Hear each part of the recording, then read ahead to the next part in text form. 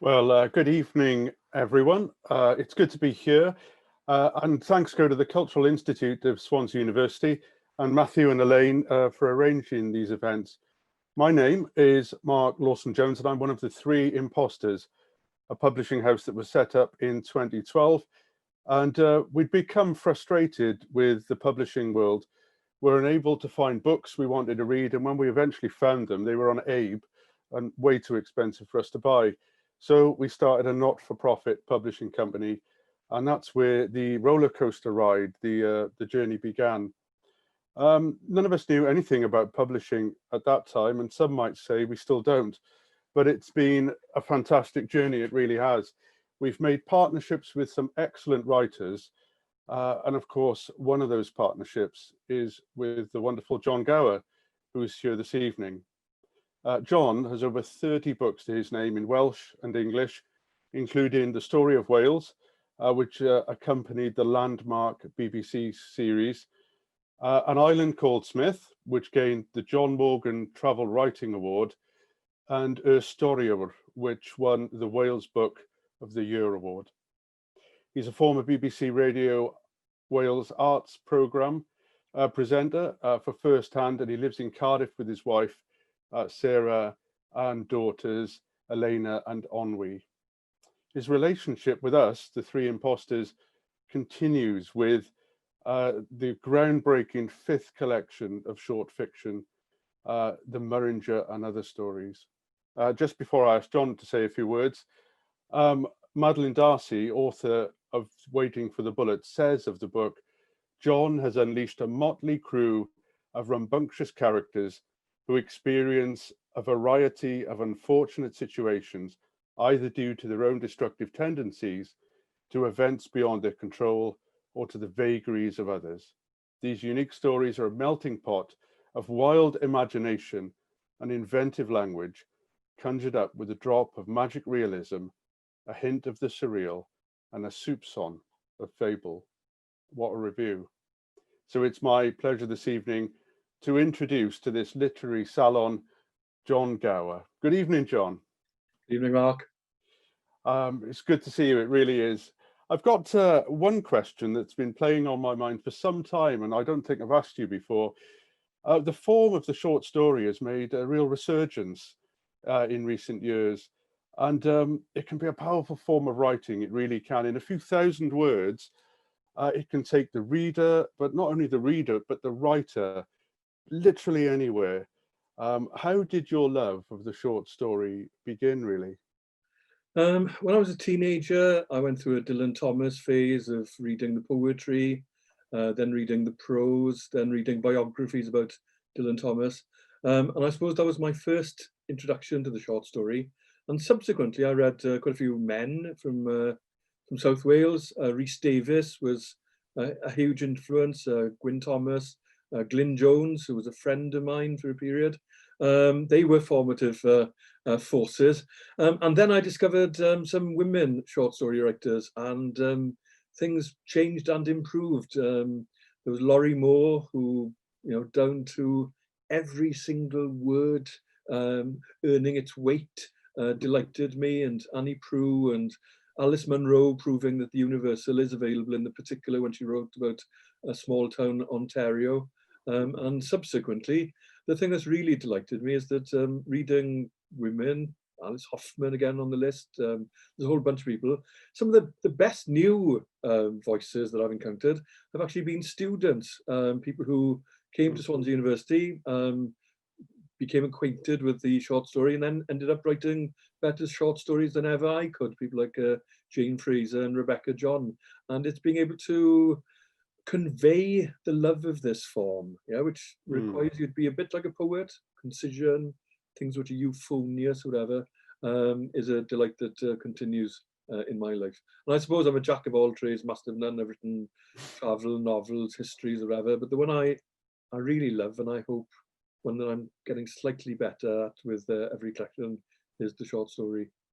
Have you found it the most challenging? Has it been something that you've gone back to hone that skill, to to make sure they fly better for want of a better term. Well, sometimes there's a sort of arrogance that creeps in where you think, oh yeah, I've read so many short stories now, I know how they work, so I'll break the rules. Oh, right. And actually, you're taking a big risk if you're doing that.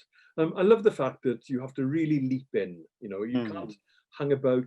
You've usually only got one or two characters. There's usually just a few things happening. So that business of concision is in keeping with the fact that I am by training a journalist. So I've always been good at, trying to keep things down. And if someone says write 157 words, I'll do 157 words. And if they say turn it into 27, I can do that. But the short story really does require, honing down. And I remember talking to the great Irish short story writer Claire Keegan, and saying, Claire, you didn't really take a whole year to write the one short story called Foster. And she said, I did. I worked on it every day, and she put me in my place. And when you read Claire Keegan's story Foster, or indeed any of her other stories, there's no flab. There's nothing that doesn't, if she's writing about life in rural Ireland, every detail sings and declares its place and sense of place, and the characters move around as if she has, put breath into them. Oh, wonderful. I'll ask you a little bit more about the process in a moment, but we're here to talk about this book, Out of Focus, the Murenger and Other Stories. I was wondering if you could explain the title, but also explain how they were written over a long period of time, a year like Claire Keegan, or were they written in a short space? Well, the Murenger is a favourite pub of ours in Newport. It's one of the most literary pubs in Wales. It's been run by Rob and Julie for something like 30 years. And Rob is a fantastic source of inspiration. He's always reading and sharing books. And I'll try and sum it up. I was coming back from the Hay Festival one year, got off the train in Newport thinking I'll just go into the Murenger for one. It never is one. Which is possibly why Murenger is sometimes out of focus, as it was when you were publishing it earlier. That's anyway, how I recognise it. Yeah. And he said, where have you been? I said, I've just come back from Hay, and I've been talking to this lovely man who lives in Knighton, and he's just written a book about Todmorden. And he was saying that in Todmorden they have local names for cols, i.e. the depressions between peaks in the landscape. And then he actually disappeared and went into the back room and came out with a copy of Graham Robb's book, The Cols of Britain and Ireland. And he gave it to me. And I said, don't tell me you've got more than one copy of this book about the cols of Britain and Ireland. He said, yeah, you never know when someone will need it. Oh, and it's wonderful. that so it's a remarkable pub, and some of the best conversations I've ever had in my life have been there. So almost as a thank you letter, the book is named after it, because people write short stories, go into pubs to listen to other people's short stories, and they filch them. They hear something interesting. Well, I've had a lot of great material from the Murenger. No, that's absolutely excellent, and it shows. It really, really does. I was going to ask if Elena might read a little from the opening story, which I think is Skin Hue. Steph's friends had their various dreams of deep romance and wild adventure, but he had just the one, and it had come true. As soon as she opened the door to Steph's sunshine world, it was as if she was strolling onto the Elysian fields. Flicking the light switches was enough to make her tremble. Hers, her place, her dream. It was the little touches that did it. The fresh gladioli, a spray of traffic light red, arranged by her Auntie Lil. What a good eye for colour. Then there was the background music, hand-picked by her husband Sean from across a wide sea of genres. Jazz saxophone by Ben Webster, blending into ambient noodling by Brian Eno. No other tanning place had music as relaxing as this. You could fall asleep standing up. Steph switched on the half-dozen tanning machines, the best on the market. She had done her research thoroughly. The Solarity 400 came with a whole online galaxy of 5-star reviews and had been available at zero interest. Warming up, the Solarities hummed, a quietly zizzing choir of miniaturized insects.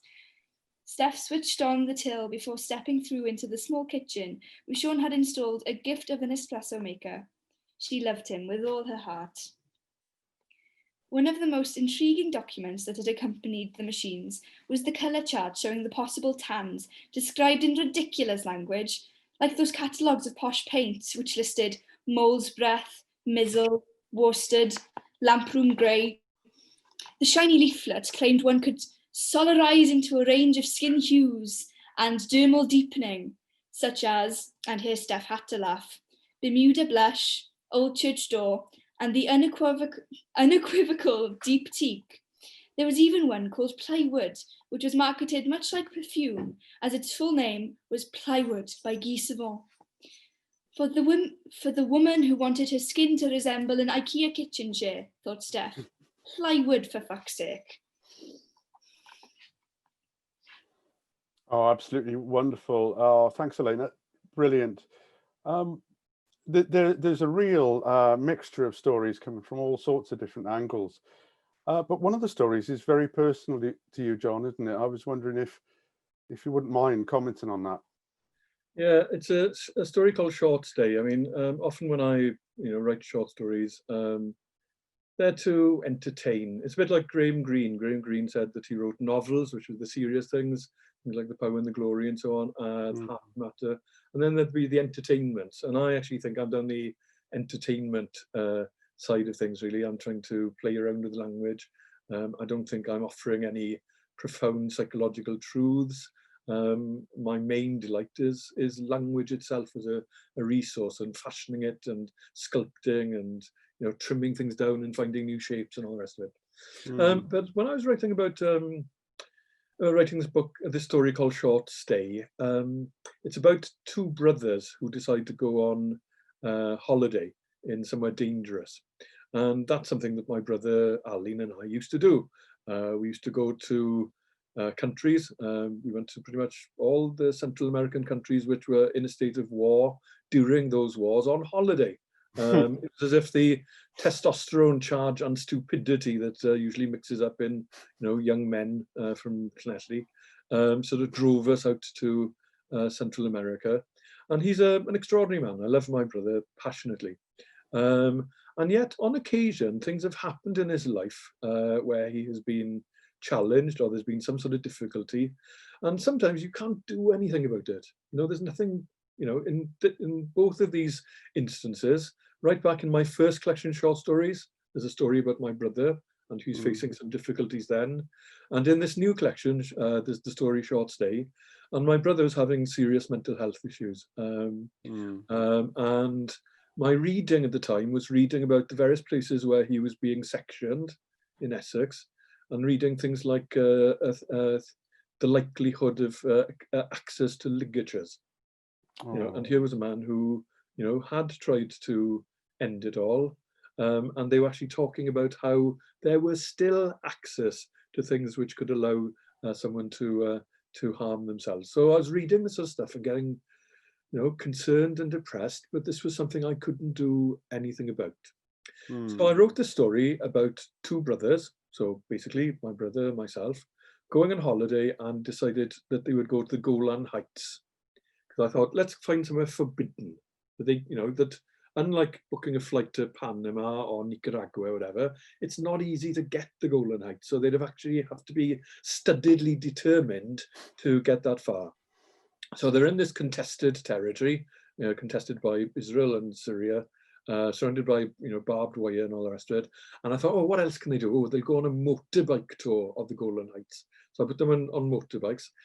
And this was how far I'd got to the story when I got on the train to go up to North Wales and sat down opposite someone who said, what are you writing at the moment? Because we knew each other, and I said, well, right at the moment, I'm trying to sort of this story about my brother, and I'm trying to work out how he is and what I can do to help him and all the rest of it. And I'm doing it through the medium of the story, and it's set in the Golan Heights. And this guy said, oh, I've just come back from the Golan Heights. And it was at that point I was thinking, and I started asking him, and he told me, well, there's a ski resort up there, and there's a tunnel system, which is defended by the Israeli Defense Force, and they don't really know what's at the end of the tunnel. I was thinking, oh, this is great. This is the thing that makes this story somehow preordained because there's a story already about writing the story. So I decided to up the ante and decided to give them a curfew to deal with. I put them in a guest house run by a guy called Crazy Nate. The whole idea of a guest house up on the Golan Heights was, I was enjoying that. And I thought, what else can I do? So they're going to be in room 1, let's say. I'll put a crazy Chechnyan in the other room, someone who likes playing around with explosives and so on. So I built up the story and I was obviously enjoying it. But the real thing was, I was there with my brother, not a version of my brother, as far as I'm concerned, it was the two of us. And I was looking after him, and the story ends with them going down this tunnel and appearing out into the light. And that somehow told me he would be okay. Yeah. I'm not saying that I'm a prophet or that this story is in any way, oracular, but the story in itself came true because my brother is now better, I'm glad to say. And somehow maybe he had to go through those tunnels and over those barbed wire fences and skid along roads of gravel on the Golan Heights, because that's maybe what he was going through in Cedar Ward in Essex. Yeah. When I said at the beginning, a short story can take us anywhere, skipping through the gravel in the Golan Heights is a proof of that, really, that there's such a freedom, isn't there, to write and also take your mind to places as well, to unpack things that are there. Oh, thank you, Jon, for sharing that with us.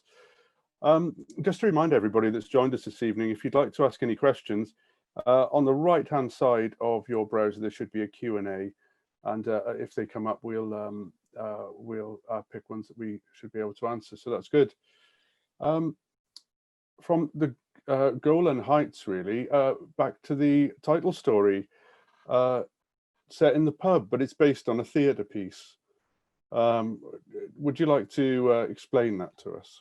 Yeah, well, this is the bit that's really going to be hard for people to believe. In recent years, I have actually taken part in dance performances.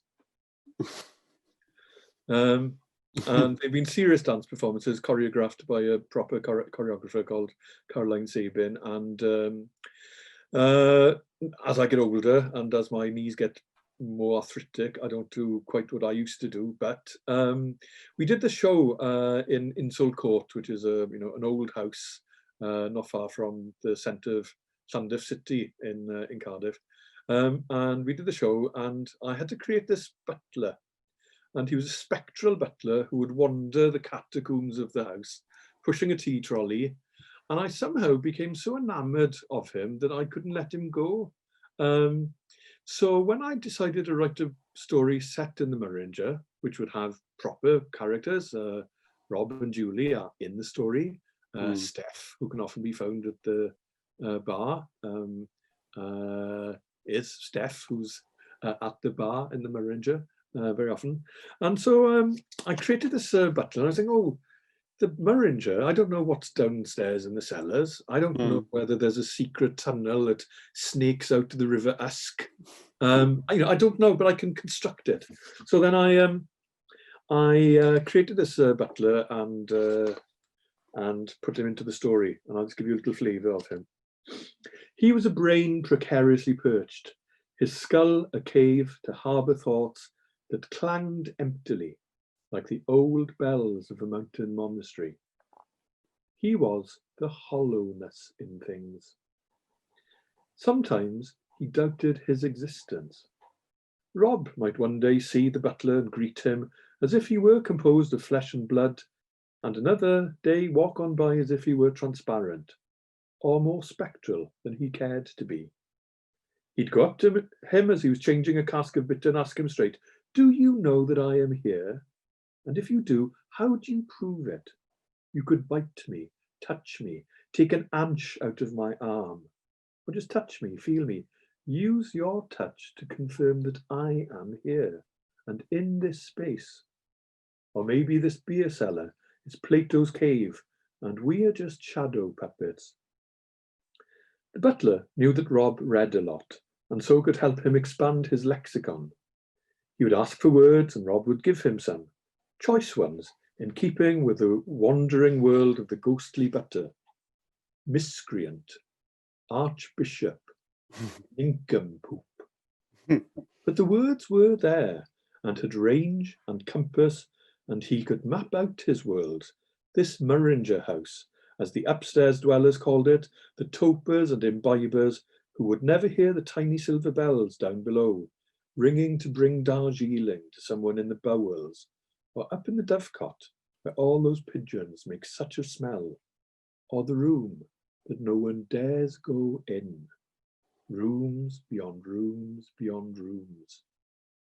The butler's hands were heavy from pushing. So much hot water, rickety piles of expensive crockery, the 18 teas blended from powerful Ceylon to tiny green leaves picked high in the Hindu Kush. Upstairs, they have central heating. Down here, the place gets cold in winter. It's a drafty pile. Whoever said ghosts don't feel the cold. And so blurring the distinctions, you know, it was possible to imagine that there was a spectral butler down in the beer cellar. Some evenings after drinking the very excellent Russian Imperial Stout, you know, I think I could have joined him down there with my own tea trolley. Oh, yeah, it's brilliant. We are really flying around, aren't we? We're at the Golan Heights, where we're in that old pub, the Murenger in Newport. I always wonder what's upstairs or downstairs. It's one of the oldest buildings. I think it's one of the oldest pubs in Wales, isn't it? Mm-hmm. It's absolutely fantastic. Yeah. And, you know, sort of, you know, the idea that walls carry emotions, you know, I think that walls have ears and they've listened to so many great stories over the years that, you know, those conversations are somehow embedded in the plaster and mortar work of the place. You know, stories of long gone people, and yeah, it's a lovely convivial place to exchange stories. And I suppose by doing it with a book, you're doing the same thing, but it's always struck me as a fascinating process. You sit down, I sit down here, and I wrote the thing, and then I send it to someone like you, and then you arrange for a printer up in Talibont to publish it, and then it goes to someone, and they sit down at home in a chair on a bed, and they spend 3 or 4 hours in your company, and it's never short of a miraculous exchange, I think, to take your thoughts and create these characters and then offer them to see whether they interest you and whether you want to know what happens to them, because ultimately that's what a short story or a novel is answering that question, what next? And you keep on saying what next until you get to the final full stop. Absolutely. It's encouraging and inviting people to go on a journey with you, isn't it, really? You know, through your thoughts and through time. I love the bit where you said you couldn't let go of the butler.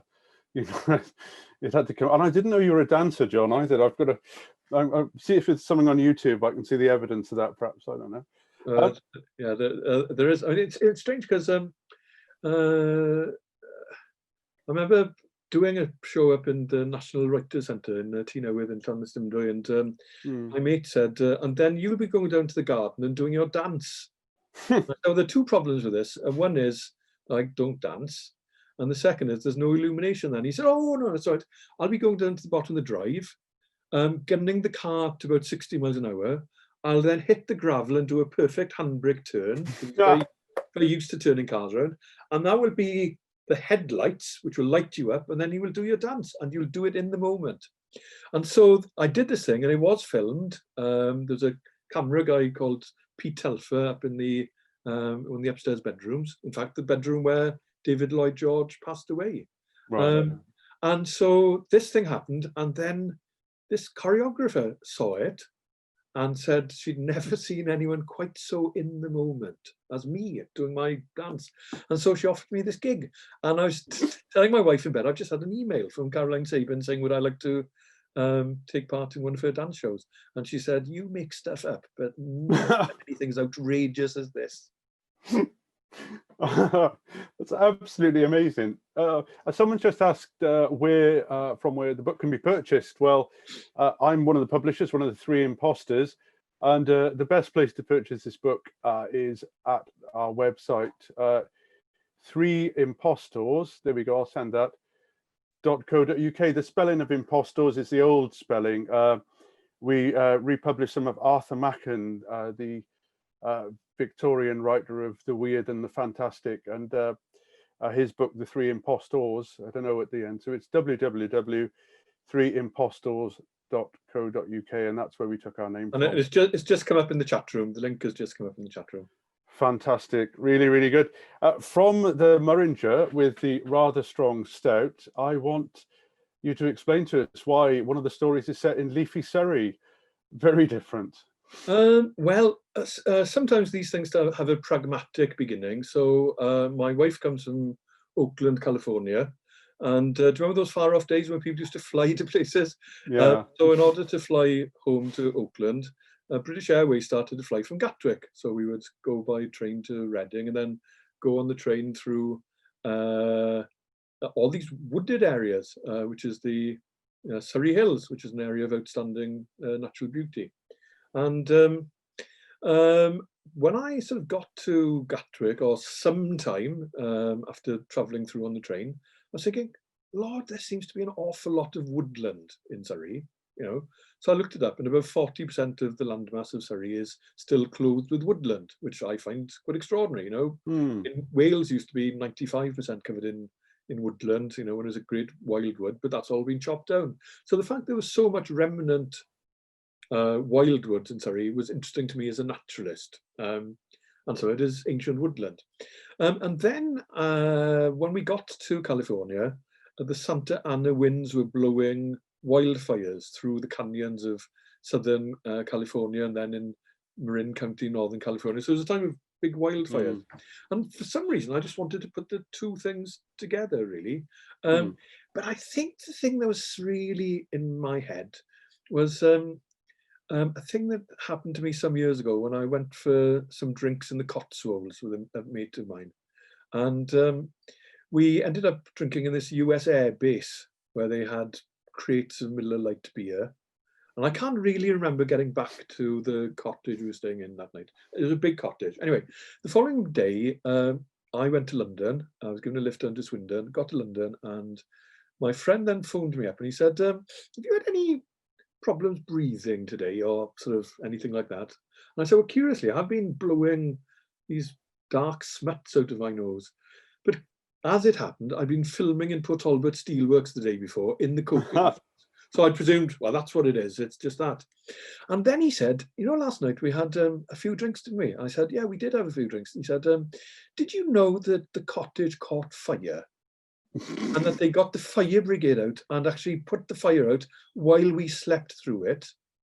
And then, of course, the tail end of the story was not that we'd just slept through, alarms and firemen and hoses and all the rest of it. But there was this story that this Welshman had turned up in England, in the Cotswolds, and the cottage had caught fire. And all of a sudden, it was as if I'd become an arsonist in the story. So I think because of that, it had probably introduced the idea that as a story writer, you can, set a fire going in Surrey. But the real thing that was happening in the story, which was important, is this was all happening during Brexit. And obviously, we were all thinking about it, whether we were for it or against it. It was in people's... And the story becomes a story about Brexit because in the story, the government fails to put out the fire, and they have to turn to firefighters in Galicia and Asturias in Spain, who are experts and have the right equipment and all the rest of it.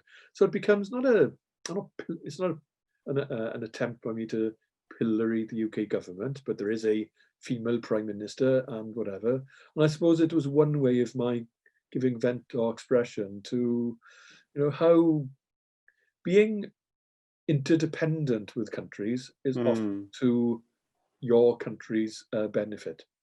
Yeah, absolutely. Brexit is a subject in some of the stories, isn't it? It's yeah, well, there's that one, and again, it's not explicit. And then there's there's a final story, which was we still haven't reached this point, but at some point we are going to require healing. So the divide between the leavers and the remainers will need to be bridged, because at the moment it's still as if there's that camp and then there's the other camp, and never the twain shall meet. And I began to think, so how do you do that? How do you reconcile irreconcilable thoughts? And the idea that I sort of used was the fact that Edward Said, the great writer and theorist, and Daniel Barenboim, the musician, they created the East-West Orchestra, which was populated with musicians from Israel and Palestine and Syria.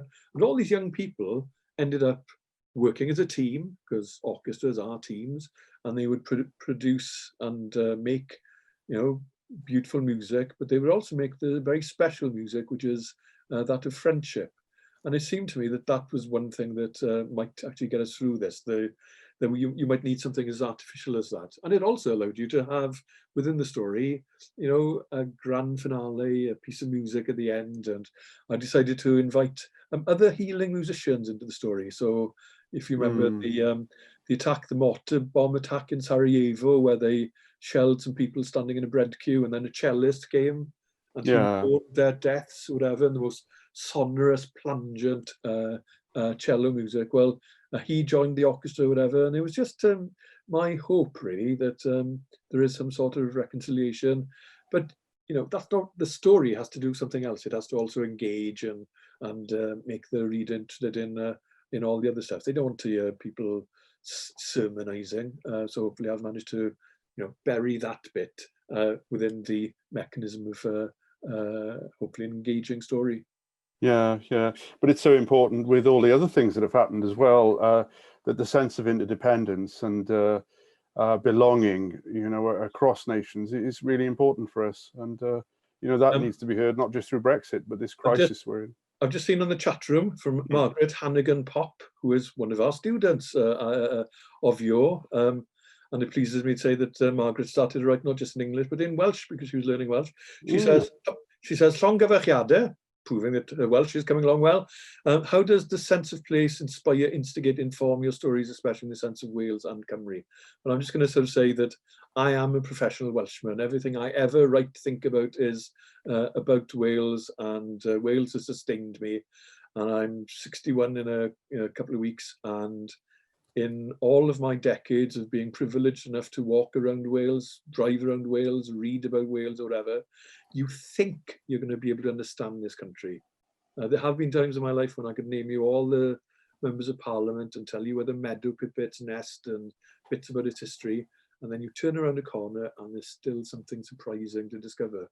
So for a very small country, compact country, it's boundlessly interesting, and therefore, as a subject, I feel blessed that I've got it, because it keeps on offering more and more things to find out and delight in.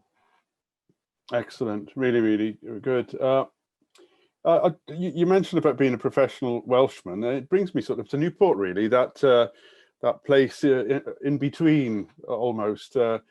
It's quite a place, and you seem to have been immersed into the city, and they all love you there. They really do. The book, I can tell you, is selling very well at Waterstones in Newport, even during this pandemic. And this is in no small part that the imposing picture of the Murenger is on the front, but also by word of mouth, many people have enjoyed your stories, and you've got quite a following there as well. In I think it's the closest city to England, isn't it? So why do you think Newport fills you with so much interest, and why do you think they love you, although you might not know that? I'm not going to come up with a glib answer now, but much of it has to do with the relationship I've had with the three imposters. Because if you think about it, I wrote an art book about the late John Selway because of you and through your instigation, and that allowed me to spend a lot of time with a visionary, gifted William Blake for the CNN generation of an artist in Abertillery, who had decided to come home to Wales, despite the fact that had he stayed in London in the early 60s, when he was one of the most brilliant students at the Royal College of Art, more brilliant and getting better shows than some of his contemporaries like David Hockney. Well, I wouldn't have done that without yourselves. And one of the other commissions then was to reimagine Wentlwg, Athamachan's, mystical edge place where, in Wales, we like to think that there's a liminality, and one side of this very thin partition is another world. Well, you asked me to reimagine that for one of your books, and it became a story called Creep. So in some ways, by dint of meeting people like yourself and your mucker, Richard Frame, who's a fantastic animated, engaging historian, then David Osmond, who has been the great enthusiast for my work, because he's often been the first person to read it when it's sent off, and then he tidies it up. So yeah, there's been that. There's been the Murenger, and then I suppose by dint of that, you actually get to realise that there is that great thing, and it's shared by Swansea and Newport, that in second cities, not just in Wales, but all over the place, there's a sort of different energy. And Newport first demonstrated that energy when it was actually outpacing Cardiff in the world of docklands, because of course it was a far busier port than Cardiff ever was, because there was a very clever thing that local members of parliament did, and found that they could actually take coal down the Monmouthshire Canal and not pay any levies or whatever. So it became like a huge port. And then later on, you find out that it becomes a steel town. So it's like hard working, it's gritty, and it's got a steel town. And then when you begin to sort of ferret around in that history, you find out all sorts of extraordinary little things, because it's true of any place. So in the late 50s, early 60s, when they were creating Llanwern Steelworks, they had to take shale from the southeastern valleys of Wales, because it was in a marsh, so they had to put a foundation in. And I've recently been working with a student at Swansea, Aled Singleton, on his PhD, and he comes from Caerleon, so we spent a bit of time in Caerleon. Anyway, in spending time in Caerleon, we found out that the lorries that would come down from the valleys were in part owned by Shirley Bassey. Shirley Bassey had had 2 #1 hits by 1960, and she obviously had a bit of money, and she decided to invest some of it in the Shirley Bassey shale lorries, which would come shearing through Caerleon, because they were big lorries, small old roads or whatever, and take the stuff to build Llanwern Steelworks. And then with Aled one day, because he arranged an event in Caerleon, which we went to, and someone said, oh yeah, those lorries were so famous that someone wrote a song about them. So there's a ballad called The Ballad of Dan the Shaler, which is about Shirley Bassey's shale lorries, and it ends with a sad refrain that Dan the Shaler is dead. So there's even a ballad. And that's true then if you think of other kinds of music. You look at the reggae parties that were conducted in the docks in Newport. It's always had it's a city with attitude. But I think that it's unashamedly port, and I think that I've been privileged to share some of that. Some great characters there. You look at the history of punk music in Newport, and they had 350 bands which came from all over America to Newport. They weren't coming to Cardiff; they were coming to Newport to play in TJs and so on, and that fed into all the bands that ultimately gained Newport the title. The Seattle of Wales and so on. So it is a very different place. And by dint of writing books for yourselves and spending time there, I've had the chance to get to know a place a little bit better. Oh, it's great. It's odd. Newport's the sort of place someone tells you an unbelievable story, a legendary tale, and they always turn out to be true. And absolutely fantastic. It's I'm proud to be Welsh, that someone like Shirley Bassey can make some money, and the first thing they do isn't to buy a luxury yacht, but some shale lorries. That's what it's all about, isn't it? It really is. Jan Wigley's asked a question, which is really good. It was something I was thinking about. If walls can carry emotions, then surely the landscape can too. Rock, stones, wild places that are frequented by people. I think this is Native American belief, but also Celtic. Could you comment on that? Yeah. Well, last night I couldn't sleep, and I was reading Rebecca Solnit's, or rereading Rebecca Solnit's book Wanderlust, which is about the joys and diversions of walking. And it is the case that I've said it before, and I'll say it again. You can love a place so well that it becomes a part of you. And there are certain places in Wales, the Gwendraeth Estuary, where I spent my teenage years, unbridled happiness. I used to go on a Raleigh Wayfarer bicycle and go to watch birds on the Gwendraeth estuary. And I could tell you which day of the month it was sometimes because of what was happening in nature. So I could actually tell you it's about the 2nd of August, because the first of the yellow wagtails would go flickering amongst the sea lavender. And then subsequently, I had a great time working on Bardsey Island. My first proper job was working as a warden on Bardsey. And I fell in love with Manx shearwaters and the keening sound of seals, and the way that choughs tumble through the air and make the sound of, well, almost of wilderness. So we get a chance in, because we live in such a fabulous place, that you can have full immersion in somewhere which can be, truly, truly amazing. But I'll just share with you one story about Bardsey Island, just to show that, you were saying about the stories in Newport, they come up and you think.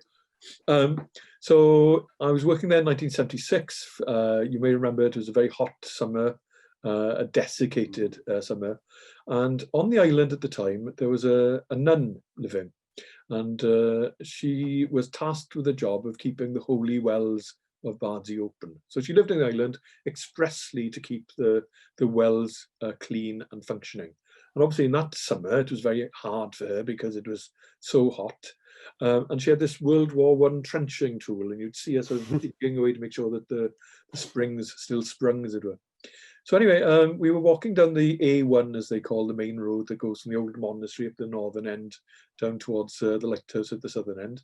And as we went past her house, which I think was the house that Brenda Chamberlain the Wright lived in before, well, some decades before, we looked down and he said, "Oh, she's crucified herself." And she was like hanging up in the window.